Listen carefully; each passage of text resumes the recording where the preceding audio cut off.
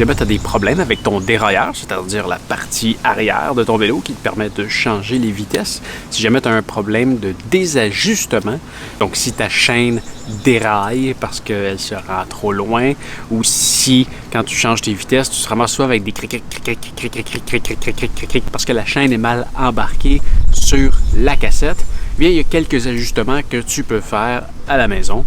C'est certain que ça va beaucoup mieux avec des équipements en atelier quand tu peux grimper ton vélo et tout ajuster. Mais si tu veux le faire à la maison, il n'y a pas de problème. Je viens de le faire, ça m'a pris à peu près 15 minutes et mon problème est réglé. Donc, il y a 3 paramètres d'ajustement sur ton dérailleur. On va d'abord retrouver 2 vis, une qui va être du côté droit, donc qui va ajuster la limite à laquelle ton dérailleur peut aller vers l'extérieur, et l'autre va ajuster la limite où ton dérailleur peut aller vers l'intérieur du vélo.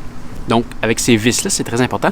Ce que tu vas faire, c'est que tu vas te rendre à la vitesse qui est la plus extérieure, donc la plus petite, et tu vas ajuster la vis de droite pour ajuster la limite. Donc, tu vas placer ton dérailleur pour qu'il soit bien centré avec la dernière vitesse, la plus petite cassette. Et ensuite, tu vas faire l'inverse. Tu vas aller sur la vitesse la plus grosse, donc celle qui est la plus à l'intérieur.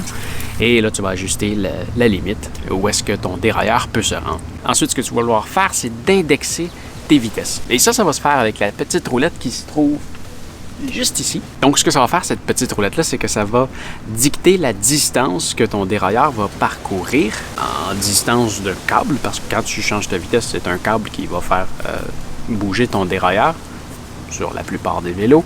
Alors, cet ajustement-là va faire en sorte que ton dérailleur va parcourir plus ou moins de distance à chaque fois que tu changes de vitesse. Donc, c'est probablement l'élément qui va faire la plus grande différence dans ton ajustement.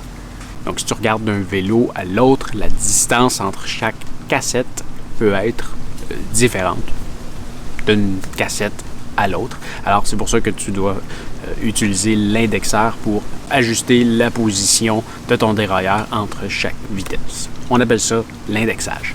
Donc, si tu n'as pas le luxe d'avoir un outil pour tenir ton vélo, eh bien, joue un peu avec, va faire un petit tour de quelques secondes, un petit tour dans ta cour, change tes vitesses rapidement, regarde si ça fonctionne bien, si ça fonctionne pas, tourne encore un peu, recommence, et oui, je sais, ça peut être frustrant, mais tu vas finir par y arriver. Quand tu es convaincu, va faire un tour autour de chez toi, un petit kilomètre pour voir si tout va bien, force bien comme il faut sur tes pédales, et techniquement, tu devrais y arriver. Enfin voilà, j'espère que ça va t'avoir aidé. Si c'est le cas, tu peux me mettre un pouce en l'air et même t'abonner à ma chaîne, ça va t'aider à mieux me retrouver la prochaine fois que tu vas avoir besoin d'aide. Si tu as une question, n'hésite pas à m'écrire dans les commentaires juste en dessous de la vidéo, je lis absolument tout et je vais peut-être même faire une vidéo en réponse juste pour toi. Mais enfin, cette vidéo était gratuite, alors si le cœur t'en dit, tu peux me faire un don avec le lien dans la description. Tu peux aussi venir jeter un coup d'œil à ma chaîne principale où je voyage un peu partout dans le monde, je suis certain que tu vas aimer. Merci encore, salut!